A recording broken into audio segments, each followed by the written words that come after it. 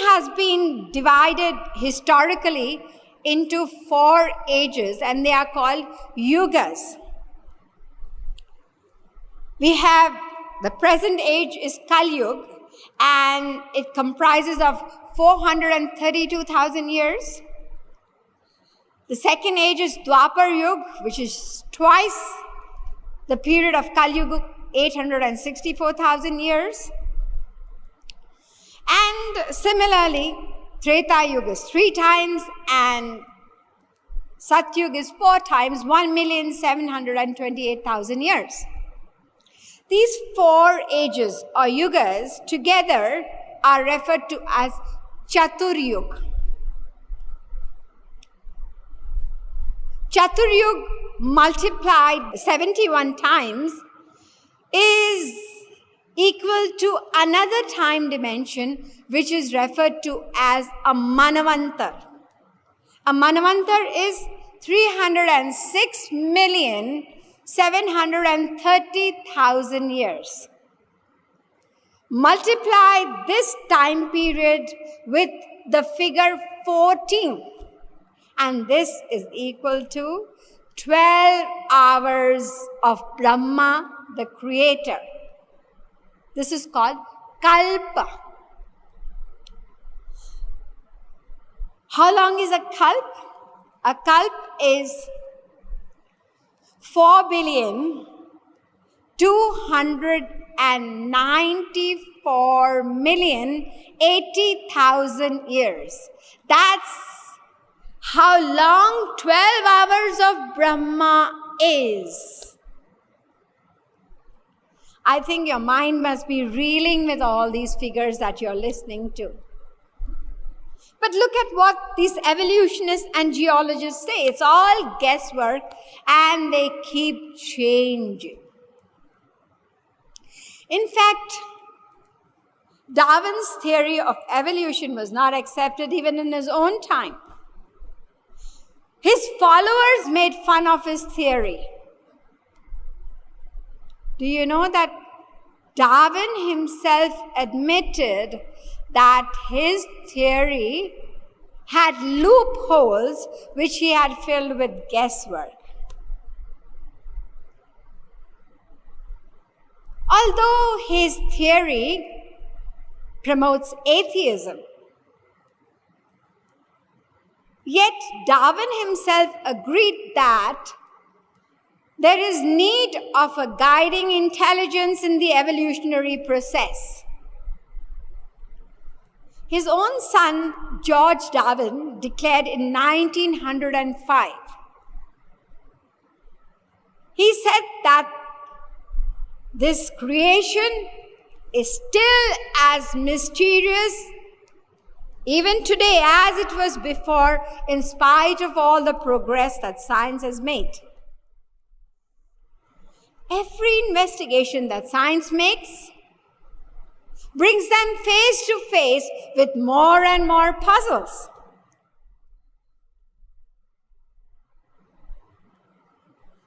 The world that we can see with our naked eye is very, very small.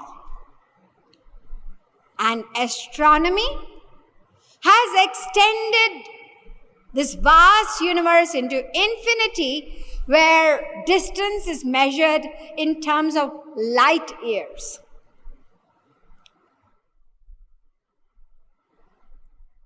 Once upon a time, people believed that this world, this earth planet, is at the center of the entire creation.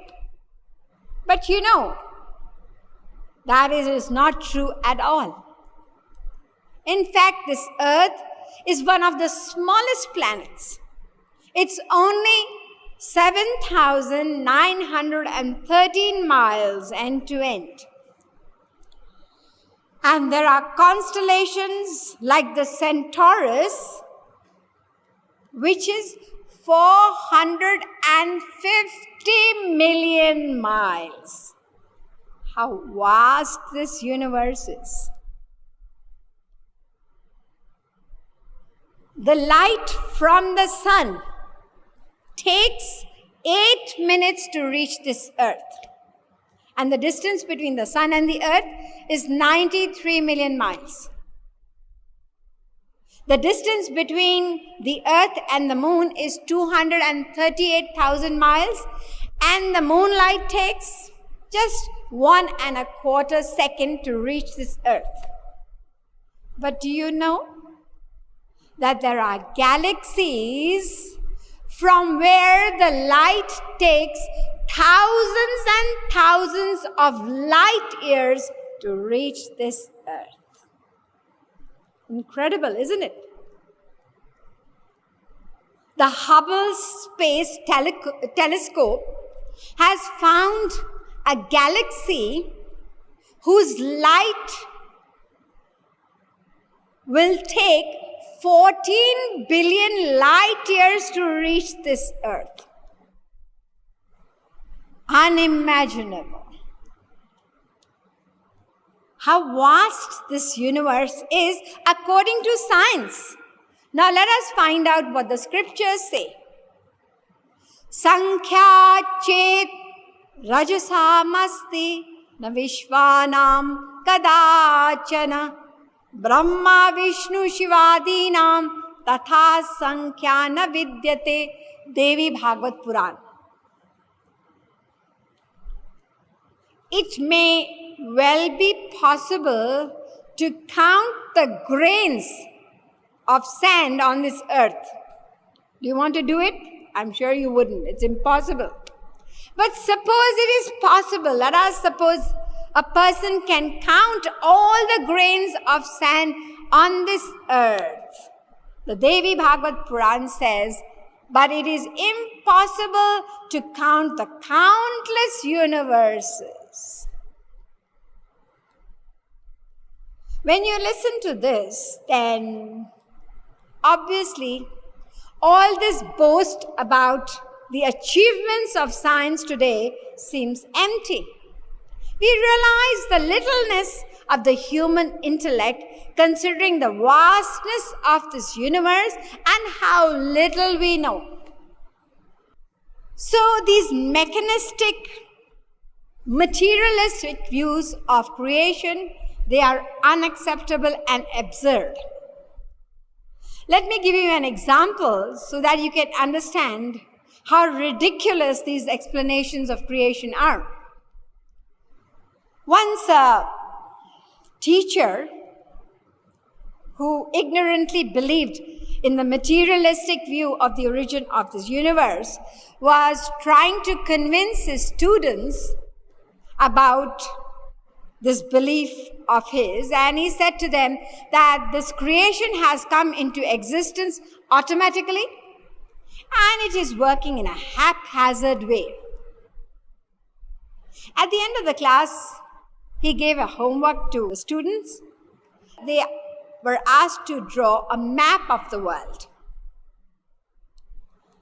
Now, the next day when the teacher was checking the homework,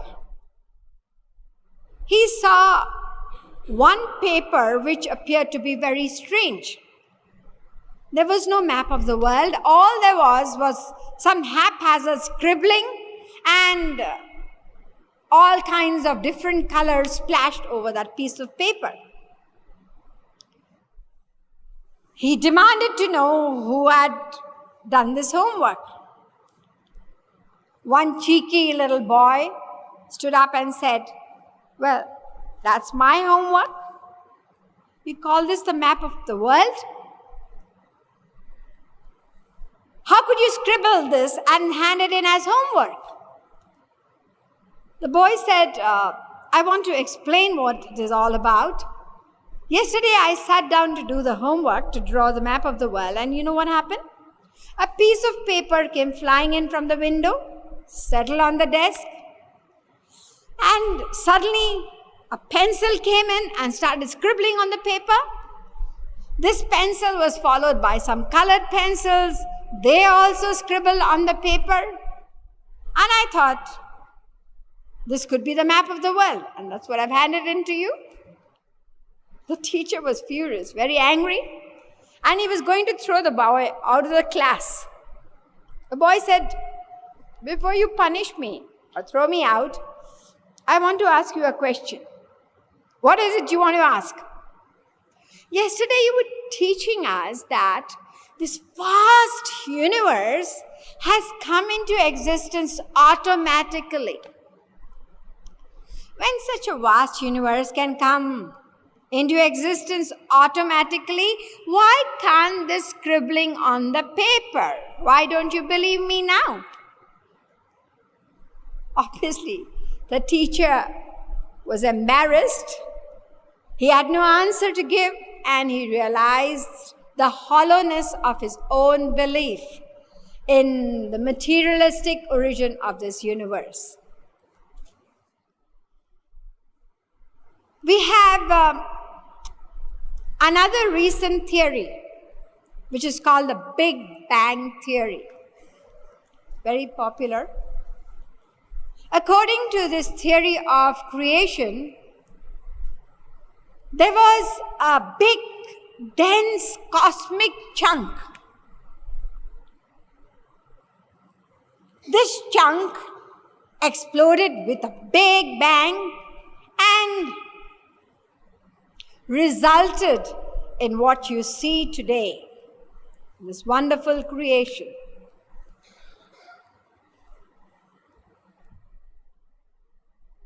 Is it possible that explosions can result in creation, in life and onward creation? As far as our experience is concerned, we have lots of experiences today. You may have seen, you may have heard of explosions with a growing number of terrorist activities. What happens when there is an explosion? Only death and destruction, not creation and onward life. How can explosions lead to butterflies and flowers and human beings? It's crazy to even think about it. The scientists who measured the radiation that they thought was produced from the Big Bang found that this Big Bang was not explosive. It was extremely smooth. In fact, the U2 data report of NASA activities, written I think in February 1978, it states that the Big Bang, in fact, was a very serene, highly controlled, and completely uniform process. It was not explosive. In fact, it could be compared to the blossoming of a flower. This is exactly what I'm going to talk about soon. The scientists themselves admit that creation was not explosive according to the Big Bang theory. It was serene, completely uniform, and highly controlled. That obviously is an indication of the fact that the creator of this wonderful universe cannot be anybody but the omnipotent, omniscient, supreme being God. Now, let us come to the question. You're ready to listen to the answer. The first question: how can we accept God as the creator when this universe is a combination of three eternal entities and there is no fourth entity at all? Gya gyau dvavaja vishanisha vaja heka bhogtri bhogyartha yukta anantaschatma vishvarupo hyakarta Trayam yada vindate brahmametat. Three eternal entities. Shvetashvatara Upanishad, mantra number 19. Etaj geyam nityamevatma sanstham nata param veditavyam hi kinchit bhokta bhogyam preritarancha matva sarvam proktam trividham. Three eternal entities. God has not created himself. He is an eternal entity. He has not created us, individual souls. We are also eternal. And he has not created Maya. Maya is also eternal. A combination of these three is what this universe is about. Then what did he create? How has he been called the creator? We have to understand this by understanding what creation means. We do not know what creation is. The Sanskrit word for creation is srishti. This Sanskrit word srishti is derived from the root word srij. And srij means to release. God has not created anything new. He only releases creation. Listen very, very carefully to this point. I will explain to you with a simple example. Suppose a little boy wants to impress his friends by pretending to be a magician. He catches hold of a fly and he tells his friends, "Look, I'm going to create a fly out of nowhere." He waves his hand in the air and opens his fist. Out comes the fly. Did he create the fly? No, he did not. He was already holding a fly in his fist and he just let go. He opened his hand and the fly flew out. This is exactly what God does. He only releases creation. Creation is a crystallization and manifestation of the unmanifest dormant universe which was absorbed in God at the time of dissolution. I'm going very slowly because a lot of people are ignorant about the subject of creation. Now, before I move further, let me explain what dissolution is.